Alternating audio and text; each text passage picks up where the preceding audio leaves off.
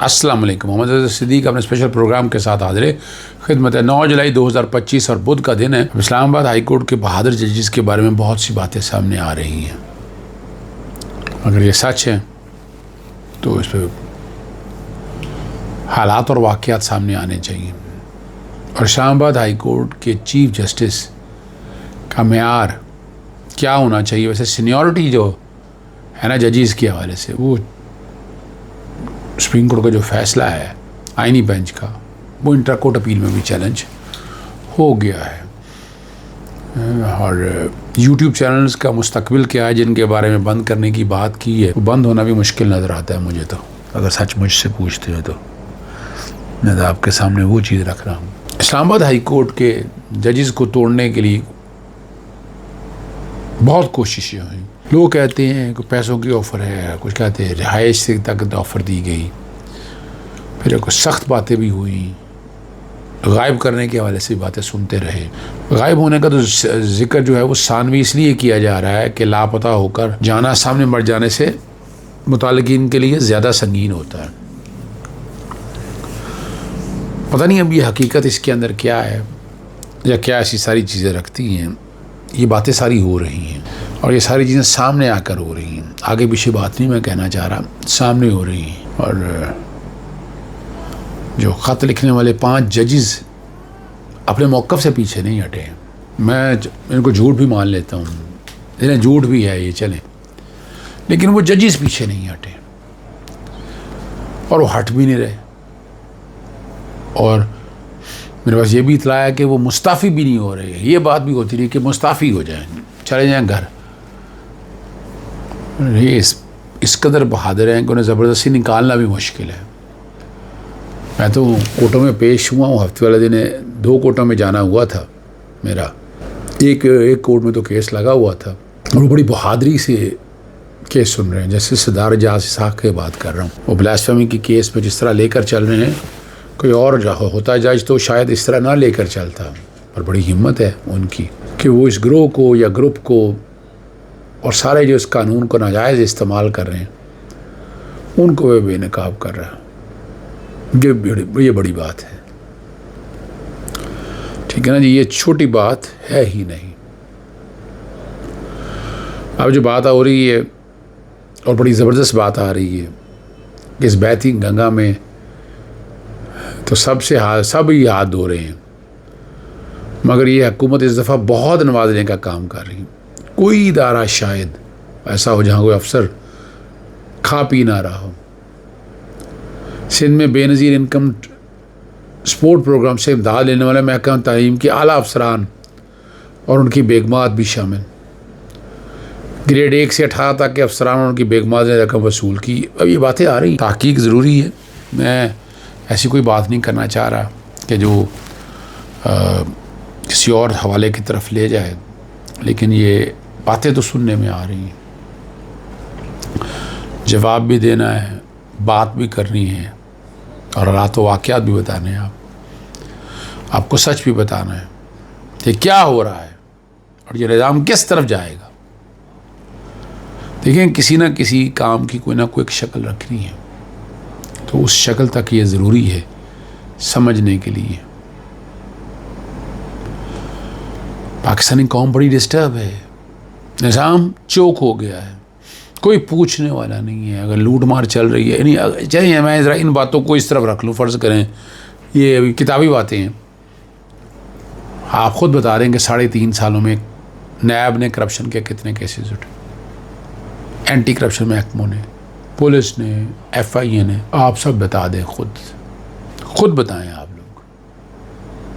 آپ لوگ کو تکلیف ہوگی، دقت ہوگی، آپ کے لیے بڑے مسئلے بنیں گے، لیکن آپ کے پاس جواب کوئی نہیں ہے اس بات کا.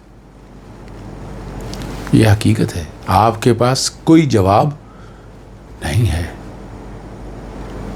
آگے سے آگے کی طرف چلتے ہیں، اگلی بات کرتے ہیں. ایک کریلا اور دوسرا نیم چڑھا.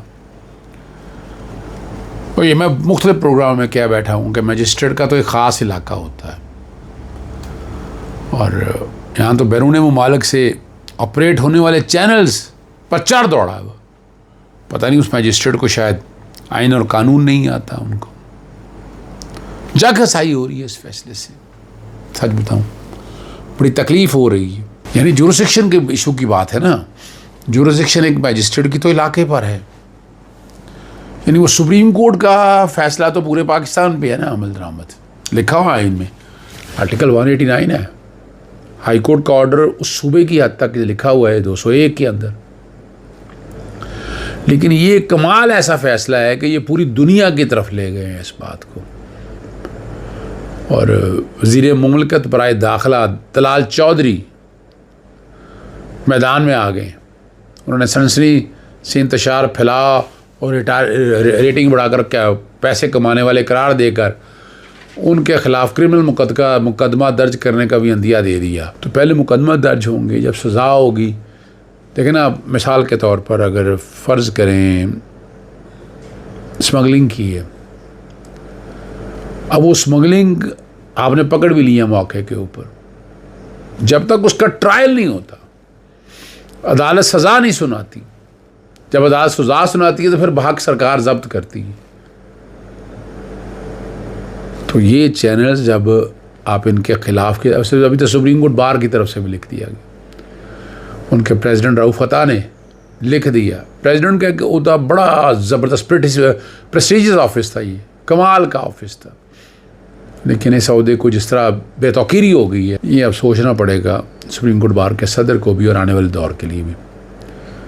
جنرل سیکرٹری پاکستان تحریک انصاف سلمان اکرم راجہ نے ٹویٹر پہ غالباً اکاؤنٹ پہ یا ویسے اطلاع بھی یہ دے دی ہے کہ اسلام آباد ہائی کورٹ کے چیف جسٹس کے لیے جسٹس محسن اختر کیانی کی بجائے جسٹس میاں گل حسن اورنگزیب کو ووٹ دینے سے متعلق عمران خان سے کوئی مشاورت نہیں ہوئی, بلکہ جو ممبران ہیں جوڈیشل ممبران بیرسٹر علی ظفر اور بیرسٹر گوہر نے خود ہی فیصلہ کیا. اتنا اہم معاملہ تھا اور اس معاملے کے لیے پارٹی کی پالیسی آنے بڑی ضروری. وہ پارٹی کی پالیسی نہیں آئی تو باتیں تو پھر ہوں گی نا اس سارے مسئلے میں.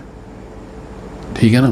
ہاں ایک بات اور رہ گئی, یوٹیوب چینلز کے حوالے سے ایک بات یہ ہے کہ وہ وی پی این کے ذریعے اگر بند ہوئے تو ان تک رسائی نہیں ہو سکے گی, کیونکہ چینل کی بندش کے لیے یوٹیوب سے رابطہ کیا گیا. فائر وال تو پہلے ہی ہے اور یہ یوٹیوب کی آزادی پر سوال اٹھا رہے ہیں. یعنی آپ جس طریقے سے چیزوں کو لے کر چل رہے ہیں ان چیزوں کو ایک انجام کی طرف لے جانا اتنا آسان کام نہیں ہے. شعیب وڑائچ کا دعویٰ جو ہے وہ غلط ثابت ہوا, اور ایک صحافی کے لیے ایسی معلومات کا غلط ہونا اور تحقیق نہ کرانا انوکھی بات ہے. مگر چونکہ خاص مقصد کے لیے لانچ کیے گئے تو اس مقصد کو لے کر چل رہے ہیں. ان کا دعویٰ یہ ہے بے نظیر بھٹو 1988 میں وزیر اعظم تھی اور 1990 میں صرف 17 سیٹیں دی گئی تھیں, لیکن وہ پارلیمنٹ بیٹھی. اس طرح نون لیگ کو مشرف دور میں صرف 34 سیٹیں دی گئیں. پاکستان تحریک انصاف کے پاس تو ان سے زیادہ سیٹیں ہیں. بے نظیر 17 سیٹوں سے حکومت بدل دی تھی. پی ٹی اے کیوں منظرنامہ نہیں بدل سکی؟ اب اس بات پر غور کرنا چاہیے. حکومتیں تو شفاق ہوتی ہیں. سوال یہ ہے کہ مظلوم اپنی قسمت بدلنے کے لیے کیا کر رہا ہے. مگر حقیقت یہ ہے کہ بے نظیر بھٹو 1990 کے الیکشن میں 44 سیٹیں ملی اور نون لیگ کو 106 سیٹیں ملی تھی. دلچسپ بات یہ ہے کہ دونوں جماعتوں کو ووٹ ایک جیسے ملے, یعنی 36%, مگر نون لیگ کو کچھ زیادہ ملے اور 44 کے مقابلے میں 106 سیٹیں لی. اب یہ ریکارڈ کی بات ہے. لاہور ہائی کورٹ بار اور لاہور بار نے ججز سینیورٹی کیس میں سپریم کورٹ کا فیصلہ چیلنج کر دیا. دونوں بارز نے سپریم کورٹ کے فیصلے کے خلاف الگ الگ انٹرپورٹ اپیلیں دائر کی ہیں. اپیلوں میں 5 رکنی بینچ کا فیصلہ کالعدم قرار دینے کی استدعا کی گئی. اپیلوں پر فیصلے تک 5 رکنی بینچ کا فیصلہ, اس کے نتیجے میں ہونے والے اقدامات معطل کرنے کی بھی استدعا کی گئی. ایک اچھی بات ہے یا بری بات ہے وہ بھی ڈسکس کر لیتے ہیں آپ سے. دعویٰ کیا جا رہا ہے کہ تفصیلات 38.3 ارب ڈالر تک پہنچ گئی, جو کہ ملکی تاریخ کی بلند ترین سطح ہے. ایک سال میں 8 ارب ڈالر کا اضافہ معمولی بات نہیں. مگر یہ بات بھی یاد رکھنی چاہیے کہ ریکارڈ تحصیل کے باوجود ڈالر 18 ماہ کی بلند ترین سطح پر انٹر بینک ریٹ 284 روپے 36 پیسے اور اوپر مارکیٹ میں ڈالر 290 روپے کا ہو چکا. یاد جاتا ہوں. السلام علیکم. اللہ حافظ. پاکستان زندہ.